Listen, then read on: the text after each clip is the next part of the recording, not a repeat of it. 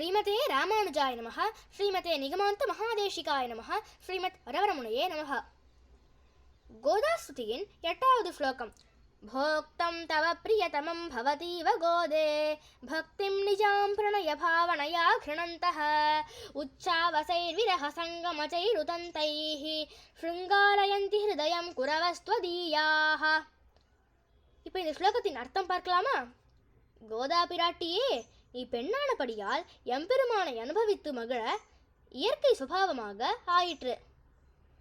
உனது திருத்தகப்பனார் பெரியாழ்வார் போன்ற ஆழ்வார் முதலியவர்கள் தங்களை பெண்களாக எண்ணி எம்பெருமானை அனுபவித்தனர். எம்பெருமானிடம் உள்ள பக்தியை காதலாக கொண்டனர்.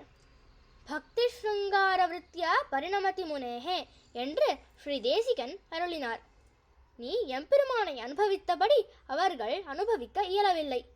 உன்னுடைய அனுபவமே மிகச் சிறந்தது. எவ்வளோ அற்புதமான அர்த்தம் இல்லையா? ஸ்ரீமதே ராமானுஜாய நமः. ஸ்ரீமதே நிகமாந்த மகாதேசிகாய நமः. ஸ்ரீமத் வரவரமுனையே நமः.